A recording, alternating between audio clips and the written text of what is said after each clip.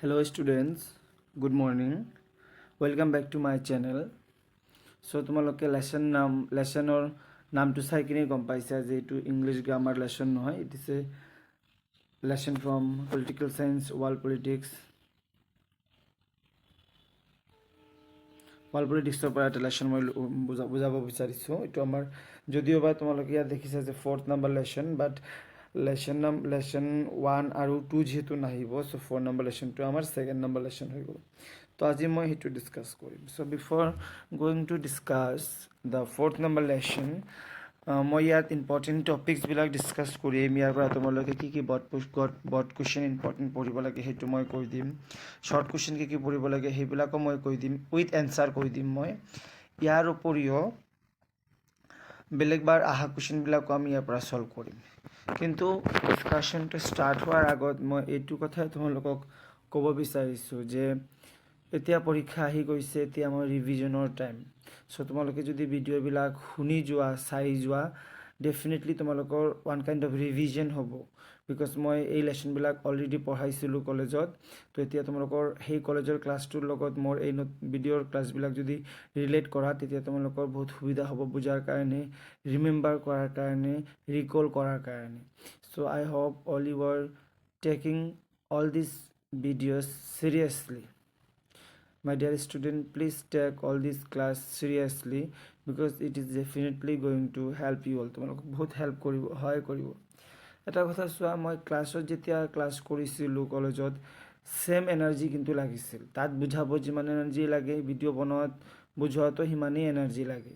ইয়াতো মই সিমান টাইম কথা পাতিব লাগে, ইয়াতো মই ঠিক একেই ধৰণে বুজাব লাগে। খালি এটাই ডিফাৰেঞ্চ যে তাত তোমালোকে মোৰ আগত বহি থাকিছিলে 100-150 জন, ইয়াত মই অকলে অকলে কৈ থাকিব লাগে।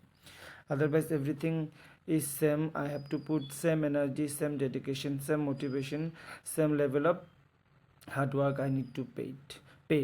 So my students, I will be very grateful যদি তোমালোকে অলপ মোক সহায় কৰা, হেল্প কৰা আৰু ছাপোৰ্ট কৰা। Thank you. So let's start our discussion with a very positive note. Okay, আমাৰ আজি ডিছকাছ কৰিম আমি ৱৰ্ল্ড পলিটিক্সৰ লেসন নম্বৰ 4, যিটো আমাৰ এতিয়া ছেকেণ্ড লেসন হৈ গৈছে। ইভেন দেন ইয়াৰ পিছতো তোমালোকে মই ইয়াত এটা ডিক্লেৰেশ্যন কৰিব খুজিছোঁ যে অহা শনিবাৰে তোমালোকৰ ভাইভা এক্সামটো হ'ব।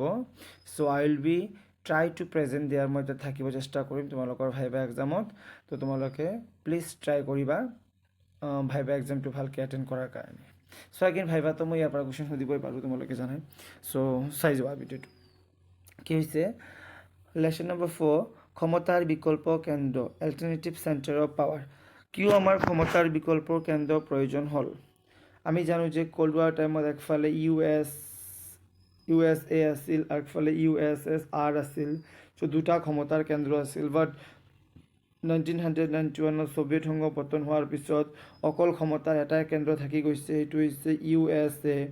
দেন USA যেতিয়া অকল এটা ছুপাৰ পাৱাৰ কাণ্ট্ৰি থাকিল ৱৰ্ল্ডত, USA, যেতিয়া USA কি কৰিছিল, USA ৱৰ্ল্ডত ডমিনেট কৰা ষ্টাৰ্ট কৰিছিল, হেজিমনি ষ্টাৰ্ট কৰিছিল, ওৱান কাইণ্ড অফ দাদাগিৰি কৰা ষ্টাৰ্ট কৰিছিল। দেন বাকী যিবোৰ কাণ্ট্ৰি আছিল সেইবোৰে কি এটা চেষ্টা কৰিল যে we have to create a different alternative centre of power.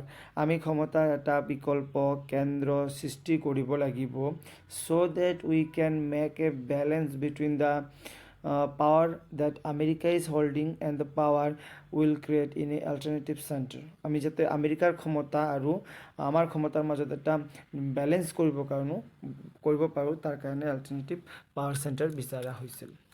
বুজাব লাগিলে বহুত ডিটেইলছে বুজোৱা যাব, but it is not time to go' in that much detail because take it as a revision class. এইটোক এটা ৰিভিজন ক্লাছ হিচাপে লোৱা তোমালোকে। চোৱা ইয়াৰ ভিতৰত তোমালোকে চাবা যে ইউৰোপিয়ান ইউনিয়ন ভেৰি ইম্পৰ্টেণ্ট, যিটোক অসমীয়াত ইউৰোপিয়ান সংঘ বুলি কয়, যে ইউৰোপিয়ান ইউনিয়ন বা ইউৰোপিয়ান সংঘ কেতিয়া গঠন কৰা হৈছিল তোমালোকে চাবা। ইউৰোপিয়ান সংঘ বা ইউৰোপিয়ান ইউনিয়ন গঠন কৰা হৈছিল 1992। শ্বৰ্ট কুৱেশ্যন আহিব পাৰে, চাবা ইউৰোপিয়ান সংঘ গঠন কৰা হৈছিল 1992। আৰু চাবা যে ইউৰোপিয়ান সংঘৰ যিটো উমৈহতীয়া মুদ্ৰা, মানে দ্য কাৰেঞ্চি অফ ইউৰোপিয়ান ইউনিয়নৰ কাৰেঞ্চি বা উমৈহতীয়া মুদ্ৰা কি বুলি কোৱা হয়, ইউৰো বুলি কোৱা হয়। Again it is very very important, বহুতবাৰ পৰীক্ষাত আহিছে চাবা। তাৰপিছত ইয়াত আমি কি চাই আছোঁ যে এছিয়ান, অলৰেডি ডিছকাছ কৰিছিলোঁ আমি, এছিয়ানৰ ফুল ফৰ্ম পৰীক্ষাত আহে যে association of south east Asian nations, যে এই এছিয়ানৰ ফুল ফৰ্মটো তোমালোকে চাবা। ইভেন চাবা এছিয়ান কেতিয়া গঠন কৰা হৈছিল, কেতিয়া এছিয়ান গঠন কৰা হৈছিল। এছিয়ান গঠন কৰা হৈছিল 1967, 1967ত এছিয়ান গঠন কৰা হৈছিল। চাবা এছিয়ানৰ ফুল ফৰ্ম, এছিয়ান কেতিয়া গঠন কৰা হৈছিল, আৰু তাৰ সৈতে চাবা যে মেম্বাৰ কাণ্ট্ৰিজ অফ এছিয়ান, এছিয়ানৰ কি কি মেম্বাৰ কাণ্ট্ৰি আছিল, সেইটো ভেৰি ভেৰি ইম্পৰ্টেণ্ট, সেইটো আমি পিছত ডিছকাছ কৰিম। তো ইয়াত চোৱা কি ইউৰোপিয়ান ইউনিয়ন, যিটো মই কৈছিলোঁ ইউৰোপিয়ান সংঘ গঠন হৈছিল 1992ত। ইউৰোপীয় সংঘৰ উমৈহতীয়া মুদ্ৰাৰ নাম হৈছে ইউৰো, যিটো মই ক'লোঁ ইউৰো। তাৰপিছত চোৱা তোমালোকে ইউৰোপীয় সংঘৰ কিছুমান কি আছে, অৰ্গান আছে, কিছুমান অংগ আছে ইউৰোপীয়ান সংঘৰ, যেনেকৈ ইউৰোপীয়ান ন্যায়ালয়, ইউৰোপীয়ান কেন্দ্ৰীয় বেংক, ইউৰোপীয়ান কমিশ্যন, এইবিলাক চাব পাৰা তোমালোকে, ইমান ইম্পৰ্টেণ্ট হয় সেইটো। তাৰপিছত চোৱা এছিয়ান, যিটো আমি পঢ়িলোঁ, ইয়াৰ পৰা চাবা যে এছিয়ান কি, এছিয়ান হৈছে এটা আঞ্চলিক আন্তৰ্জাতিক সংগঠন বা আঞ্চলিক জাতীয় সংস্থা এটা। এছিয়ানৰ ফুল ফৰ্ম অলৰেডি ডিছকাছ কৰিছোঁ, association of south east Asian nation, কেতিয়া গঠন হৈছিল 1967 ডিছকাছ কৰিলোঁ। তোমালোকে ইয়াৰ উপৰিও চাবা যে এছিয়ানৰ সদস্য ৰাষ্ট্ৰবিলাকৰ নাম কি, ভেৰি ভেৰি ইম্পৰ্টেণ্ট, এছিয়ানৰ সদস্য ৰাষ্ট্ৰবিলাকৰ নাম কি সেইটো আমি চাম। তাৰ উপৰিও চোৱা এটা বস্তু তোমালোকে যে এছিয়ানৰ যিটো লগো, যিটো মানে পতাকা, এছিয়ানৰ পতাকাত কি থাকে, 10 থোপা ধানৰ আগ, 10 থোপা ধানৰ আগ, এইবিলাক মানে ধানৰ মুঠা আৰু কি, ধানৰ আগ, এই 10 থোপা ধানৰ আগে এছিয়ানৰ 10টা কাণ্ট্ৰিৰ কথা বুজায় আৰু কি, 10টা কাণ্ট্ৰি এছিয়ানৰ বৰ্তমান মেম্বাৰ আছে, তো সিহঁতৰ কথা বুজায় আৰু কি। তাৰপিছত চোৱা নেক্সট আমি কি চাম যে এছিয়ানৰ মেম্বাৰ কাণ্ট্ৰি কেইটা আমি চাম, ভেৰি ভেৰি ভেৰি ইম্পৰ্টেণ্ট, যে the Asian was form in 1967, 1967 Asian গঠন কৰা হৈছিল। গঠনৰ টাইমত এছিয়ানৰ কিন্তু 5টা মেম্বাৰ আছিল, তাৰপিছত লাহে লাহে মেম্বাৰবিলাক বাঢ়িছে, যেনেকৈ Indonesia, Malaysia, Philippines, Singapore, Thailand, এই 5খন আছিল। আৰু ক'ত গঠন কৰা হৈছিল, বেংককত, বেংকক, এইকাৰণে বেংকক ঘোষণাপত্ৰ চাইন কৰা হৈছিল, আৰু তাত এছিয়ান গঠন কৰা হৈছিল। কি কি মেম্বাৰ আছিল, আকৌ এবাৰ কৈ দিছোঁ, Indonesia, Malaysia, Philippines, Singapore, Thailand, এই 5টা এছিয়ানৰ মেম্বাৰ আছিল, হ'ল ক্লিয়াৰ। আৰু কেতিয়া গঠন কৰা হৈছিল, 1967, ৰিমেম্বাৰ। মই এইবিলাকৰ পৰা ভাইভাত সুধিম, তোমালোকে যদি এইবিলাকৰ পৰা ভাইভাত এনচাৰ কৰিব নোৱাৰা দেন বহুত প্ৰব্লেম হ'ব, মই কৈ দিলোঁ কিন্তু। তো বি চিৰিয়াছ, বি এটেণ্টিভ। তাৰপিছত নেক্সটত চোৱা কি আছে, এছিয়ানৰ লক্ষ্য উদ্দেশ্য, 4 মাৰ্কৰ পৰীক্ষাত আহে এছিয়ানৰ, যে এছিয়ানৰ লক্ষ্য আৰু উদ্দেশ্যসমূহ উল্লেখ কৰা। যে এছিয়ান যে এটা এছ'চিয়েশ্যন ফৰ্ম কৰা হৈছে, নিশ্চয় ইয়াৰ কিবা এটা লক্ষ্য থাকিব, উদ্দেশ্য থাকিব, এনেইতো আৰু ফৰ্ম কৰা নহ'ব এটা অৰ্গেনাইজেশ্যন। কি কি লক্ষ্য উদ্দেশ্য আছে, এবাৰ মই কৈ দি আছোঁ, 5টাই আছে, বেছি নাই চোৱা। 4 মাৰ্কৰ আহে, 5 মাৰ্কৰ পঢ়িব নালাগে এইটো পৰীক্ষাত, আহিলে 4 মাৰ্কৰ আহিব, 4টা বহি ৰাখি দিব। যে এছিয়ানৰ কি কি লক্ষ্য আছিল, সদস্য ৰাষ্ট্ৰবিলাকৰ অৰ্থনৈতিক উন্নয়ন দ্ৰুতগামী কৰা, যিবিলাক আমি যি মেম্বাৰ কাণ্ট্ৰিকেইটা পালোঁ, সেই মেম্বাৰ কাণ্ট্ৰিকেইটা যাতে ইকনমিকলি সোনকালে ডেভেলপ হয় তাৰ কাৰণে কাম কৰা। 2 নম্বৰ কি, উমৈহতীয়া আঁচনিৰ জৰিয়তে আঞ্চলিক সামাজিক আৰু সাংস্কৃতিক বিকাশ সাধন কৰা, মানে এনেকুৱা কিছুমান কমন পলিচিছ লোৱা হ'ব যাতে এছিয়ানৰ যিমান মেম্বাৰ কাণ্ট্ৰি আছে চবৰে যাতে কি হয়, হেল্প হয়। তাৰপিছত চোৱা তোমালোকে 3 নম্বৰ, বৃহৎ শক্তিৰ প্ৰতিযোগিতাৰ বিৰুদ্ধে অঞ্চলটোৰ ৰাজনৈতিক আৰু অৰ্থনৈতিক সুস্থিৰতাক ৰক্ষণাবেক্ষণ দি, অঞ্চলটোৰ যিমান ৰাজনৈতিক আৰু অৰ্থনৈতিক কি আছে যাতে সুস্থিৰ সৃষ্টি হয়, যাতে ছিকিউৰিটি এটা সৃষ্টি হয়, তাৰ কাৰণে চেষ্টা কৰা। 4 নম্বৰ, দক্ষিণ এছিয়াৰ ৰাষ্ট্ৰবিলাকৰ মাজত সামূহিক আত্মনিৰ্ভৰশীলতা বৃদ্ধি কৰাৰ চেষ্টা অটুট ৰখা, যে দক্ষিণ এছিয়াৰ যিমানকেইটা কাণ্ট্ৰি আছে সিহঁতৰ মাজত যাতে এটা কালেক্টিভ কোঅপাৰেশ্যন, যাতে এটা কাণ্ট্ৰি আন এটা কাণ্ট্ৰি হেল্প কৰে, আন এটা কাণ্ট্ৰিক হেল্প কৰে, তেতিয়াহে অঞ্চলটোৰ উন্নতি হ'ব, সেইটো চেষ্টা কৰা। 5 নম্বৰ, অন্যান্য উন্নয়নশীল দেশৰ লগত সহযোগিতা শক্তিশালী কৰাৰ ব্যৱস্থা কৰা।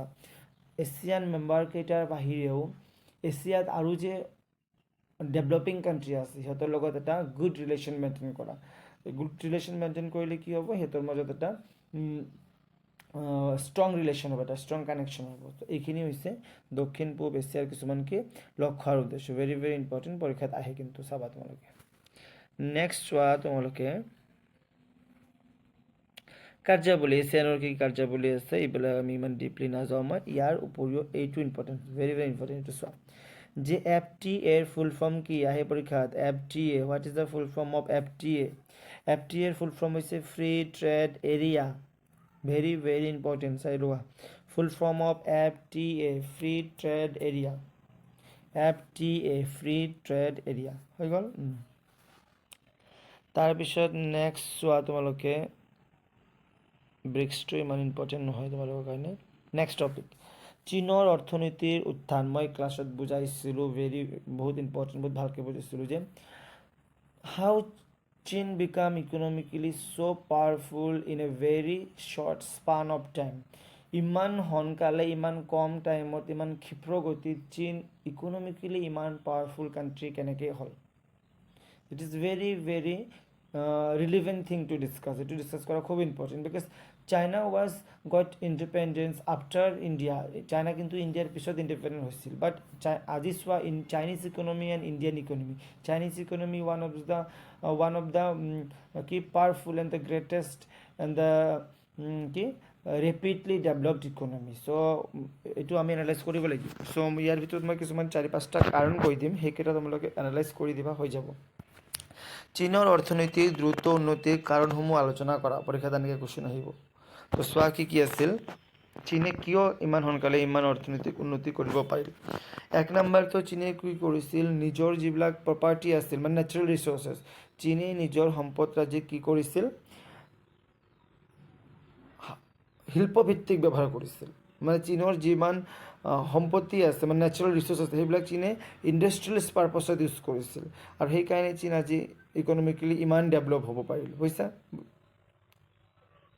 তাৰপিছত চোৱা নেক্সট কাৰণ চীনৰ অৰ্থনীতি দ্ৰুত উন্নতি হোৱাৰ নেক্সট কাৰণটো কি আছে চোৱা যে চীনৰ নেতা আছিল এজন চীনৰ ফেমাছ লিডাৰ আছিল যে মাও জি টুঙে চীনত কি কৰিছিল এটা কালচাৰেল ৰেভলিউশ্যন কৰিছিল মাও জি টুঙৰ যিটো কালচাৰেল ৰেভলিউশ্যন আছিল সাম্যবাদী যিটো নেতা আছিল তেওঁ যিটো কালচাৰেল ৰেভলিউশ্যন অৰ্থনৈতিক সংস্কাৰ কৰিছিল তাৰ কাৰণেও কিন্তু চীনৰ অৰ্থনীতিত দ্ৰুত উন্নতিত কি হৈছে উন্নত হৈছে চীনৰ অৰ্থনীতি তো এটা হ'ল চীনে নিজৰ সম্পদৰাজিক অৰ্থনৈতিক ভিত্তিত ব্যৱহাৰ কৰিছে 2 নম্বৰ হ'ল চীনৰ নেতা মাও জি টুঙৰ কি অৰ্থনৈতিক সংস্কাৰ যাৰ কাৰণেও চীনৰ অৰ্থনীতি দ্ৰুত গতিত উন্নত হৈছে নেক্সট চোৱা চীনৰ অৰ্থনীতি দ্ৰুত উন্নত হোৱাৰ আৰু এটা কাৰণ হ'ল চৌ এন লাই এইটো মনত ৰাখিবা চীনৰ এজন প্ৰধানমন্ত্ৰী চৌ এন লাইয়ে 4টা বিষয়ত কি কৰিছিল আধুনিকৰণ কৰিছিল যাক আমি কি বুলি কওঁ চাৰি আধুনিকৰণ বা ফ'ৰ মডাৰ্নাইজেশ্যন ভেৰি ভেৰি ইম্পৰ্টেণ্ট চীনৰ নেতা চৌ এন লাইয়ে 4টা বিষয়ত আধুনিকৰণ কৰিছিল সেই 4টা বিষয় হ'ল কি কৃষি উদ্যোগ বিজ্ঞান প্ৰযুক্তি আৰু সামৰিক খণ্ড আৰু এই আধুনিকৰণ প্ৰক্ৰিয়াটোক একেলগে কি বুলি কোৱা হয় চাৰি আধুনিকৰণ ভেৰি ভেৰি ইম্পৰ্টেণ্ট ফৰ মডাৰ্নাইজেশ্যন চীনৰ নেতা চৌ এন লাইয়ে চীনৰ 4টা বিষয়ত আধুনিকৰণ কৰিছিল সেইবোৰ হৈছে কৃষি উদ্যোগ বিজ্ঞান আৰু প্ৰযুক্তিবিদ্যা ইয়াক কি বুলি কোৱা হয় চাৰি আধুনিকৰণ কোৱা হয় তো চীনৰ অৰ্থনীতিৰ দ্ৰুত উন্নতি হোৱাৰ এটা কাৰণ হৈছে চাৰি আধুনিকৰণ হৈ গ'ল তাৰপিছত চোৱা চীনৰ অৰ্থনীতি দ্ৰুত উন্নতি হোৱাৰ আৰু এটা কাৰণ হৈছে ডেং জিয়াঅ'পিঙে চীনৰ নেতা নামবিলাক অলপমান অড বিকজ এইবিলাক চাইনাৰ নামটো অলপমান মনত ৰাখিব টান হ'ব কিন্তু ৰাখিব লাগিব উপায় নাই চীনৰ নেতা ডেং জিয়াঅ'পিং কি কৰিছিল মুক্ত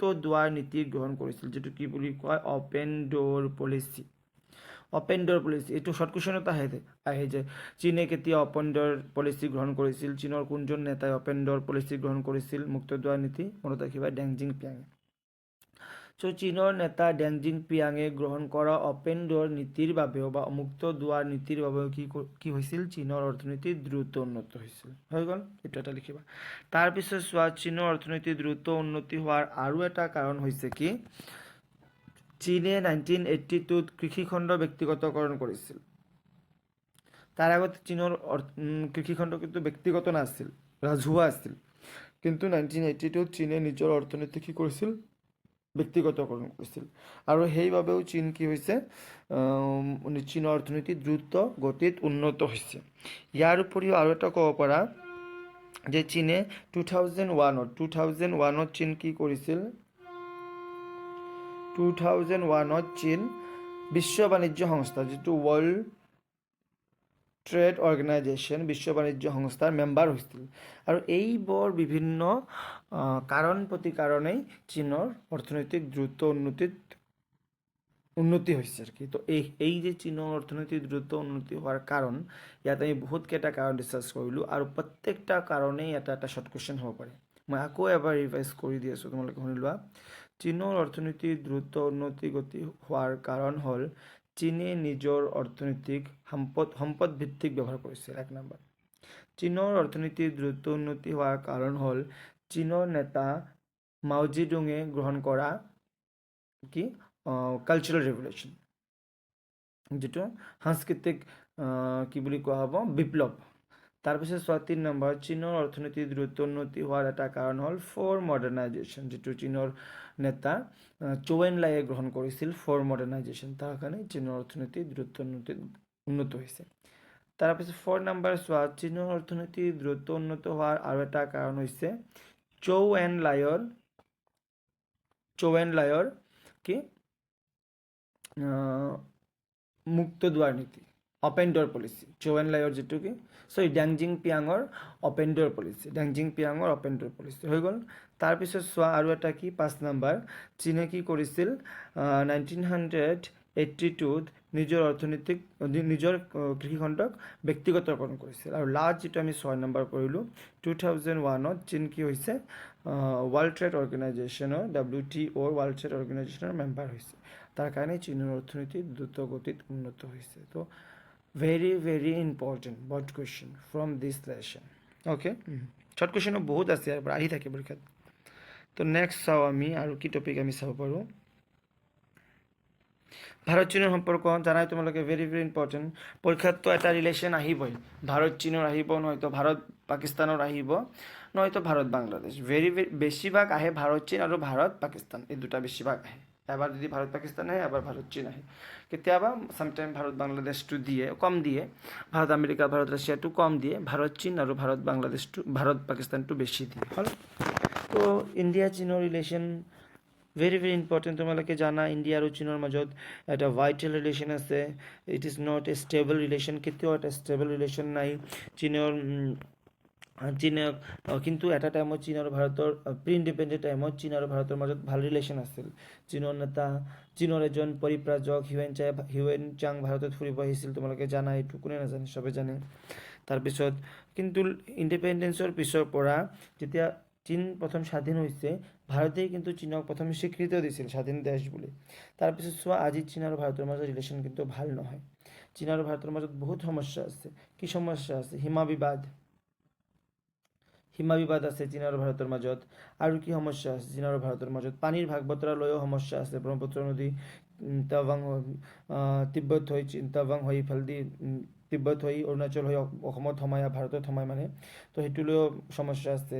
তাৰপিছত চোৱা, ৱৰ্ল্ড ৰিলেশ্যনত যদি চোৱা, ইণ্ডিয়াই ৰাষ্ট্ৰসংঘৰ নিৰাপত্তা পৰিষদৰ স্থায়ী সদস্য হ'ব খোজে, কিন্তু চীনে এইটো কেতিয়াও এলাও নকৰে। চীনে ভেটো ইউজ কৰি সদস্য হ'ব নিদিয়ে।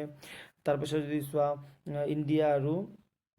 ইণ্ডিয়া এণ্ড পাকিস্তান ৱাৰত চীন সদায় পাকিস্তানক ছাপোৰ্ট কৰে, পাকিস্তানক অৰ্থ দি, গুলি বম বাৰুদ দি পাকিস্তানক সহায় কৰে।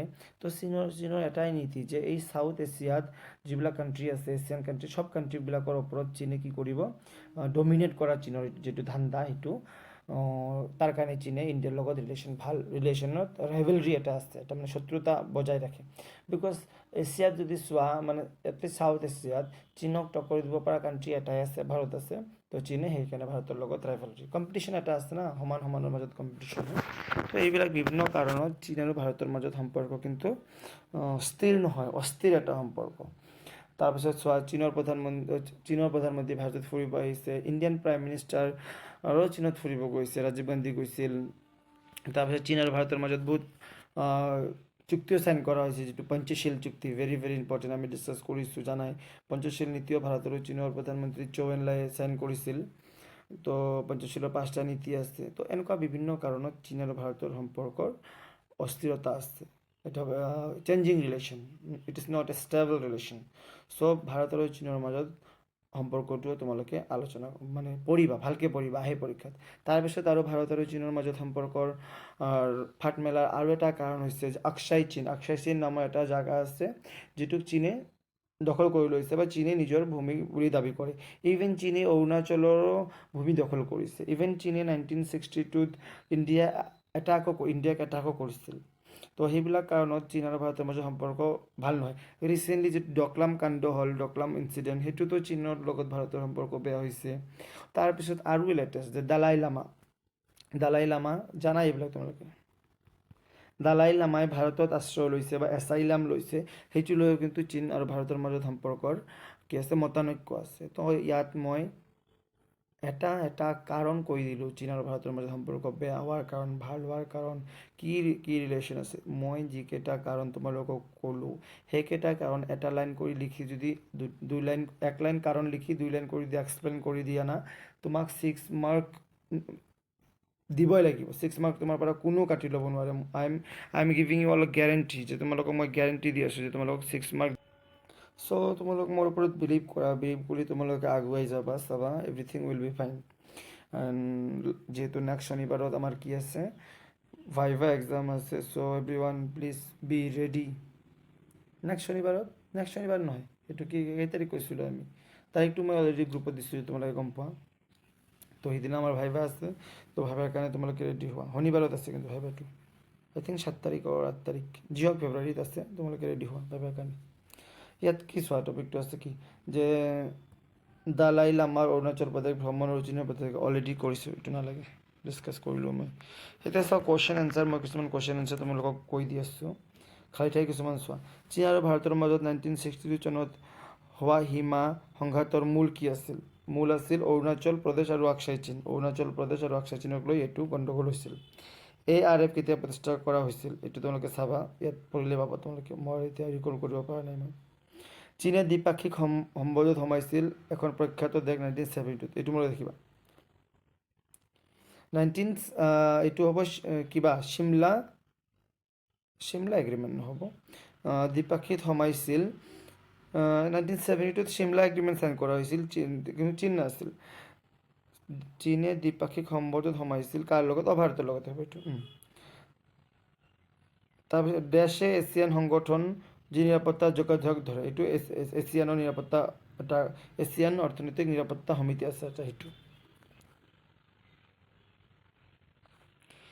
তাৰপিছত চোৱা, মই বস্তুনিষ্ঠ কুৱেশ্যন কেইটা কৰি দিওঁ তোমালোকক। চোৱা বস্তুনিষ্ঠ কুৱেশ্যন কেইটা, যে ভাৰত এছিয়ানৰ এখন সদস্য ৰাষ্ট্ৰ হয়নে? হয় নেকি? ভাৰত এছিয়ানৰ সদস্য ৰাষ্ট্ৰ হয়। আমি 5টা সদস্য ৰাষ্ট্ৰ পঢ়িছোঁ, তাত ভাৰত নাই। ইভেন ভাৰত কিন্তু এছিয়ানৰ সদস্য ৰাষ্ট্ৰ নহয়, ভাৰত এছিয়ানৰ এটা অবজাৰ্ভাৰ কাণ্ট্ৰি বুলি ক'ব পাৰা তোমালোকে, কিন্তু ভাৰত এছিয়ানৰ সদস্য ৰাষ্ট্ৰ নহয়। এইটো বহুতে কনফিউজ হয়, ভাৰত দি দিয়ে কিন্তু ভাৰত নহয়, কিন্তু মনত ৰাখিবা তোমালোকে। তাৰপিছত চোৱা 2 নম্বৰ, এছিয়ানৰ ফুল ফৰ্ম আমি পঢ়িছোঁ, association of south east Asian nation, জানাই তোমালোকে। এছিয়ানৰ যিকোনো এখন সদস্য ৰাষ্ট্ৰৰ নাম আমি 5টা পঢ়িলোঁ, ছিংগাপুৰ, থাইলেণ্ড, মালয়েছিয়া। তো ইয়াৰ পৰা যিকোনো এটা লিখি দিবা। কোন চনত চীনে অৰ্থনীতিৰ অপেন ড'ৰ পলিচি পঢ়িলোঁ না আমি, চীনে কেতিয়া অপেন ড'ৰ পলিচি গ্ৰহণ কৰিছিল, পঢ়িলোঁ তো আমি, চীনে কেতিয়া অপেন ড'ৰ পলিচি গ্ৰহণ কৰিছিল, কেতিয়া। চোৱা তোমালোকক মই দেখাই দিওঁ কেতিয়া কৰিছিল চীনে অপেন ড'ৰ পলিচি, পিছত ক'ব পৰা নাই।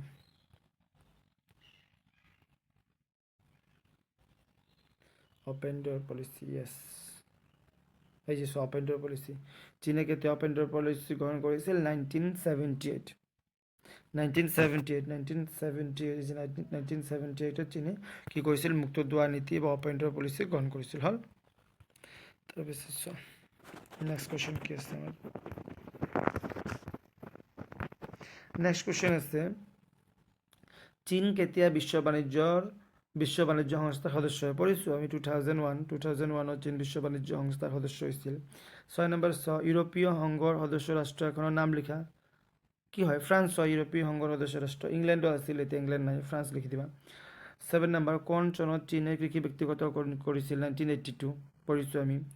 কোন চনত প্ৰধানমন্ত্ৰী ৰাজীৱ গান্ধী চীন ভ্ৰমণ কৰিছিল 1988ত চীন ভ্ৰমণ কৰিছিল ইউৰোপীয়ান সংঘৰ উমৈহতীয়া মুদ্ৰা কি ইউৰো পঢ়িছোঁ আমি তাৰপিছত 1992 চনত কোনখন আঞ্চলিক সংগঠন গঠন কৰা হৈছিল ইউৰোপীয়ান সংঘ পঢ়িছোঁ আমি এইটো পঢ়াইলোঁ মই এছিয়াৰ এটা প্ৰধান শক্তিৰ নাম লিখা চীন is the super powerful country from Asia চীনৰ পিছত আমি ভাৰতৰ কথা ক'ব পাৰোঁ ক্লিয়াৰ তো আজি মই এইখিনি তোমালোকক ডিছকাছ কৰি দিলোঁ আই হোপ তোমালোকে পঢ়ি আছা প্ৰিপেয়াৰ কৰি আছা ৰিভিজন কৰি আছা পৰীক্ষাৰ কাৰণে একদম হাৰ্ড এণ্ড চল্ডি লাগি গৈছে তোমালোকে because it is do and die situation পঢ়িবই লাগিব উপায় নাই আৰু তোমাক এতিয়া চোৱা ইমান এভেইলেবল পাইছে তোমালোকক ক্লাছত ক্লাছ কৰাইছোঁ ভিডিঅ' দি আছোঁ বাৰে বাৰে নক কৰি আছোঁ পঢ়া কুৱেশ্যন এনচাৰ চল্ভ কৰি দি আছোঁ প্ৰিভিয়াছ ইয়াৰৰ ইভেন ইংলিছ গ্ৰামাৰলৈকে কৰি দি আছোঁ ইয়াৰ পিছতো যদি তোমালোক আগবাঢ়ি নোযোৱা নিজক মটিভেট নাৰাখা I can do anything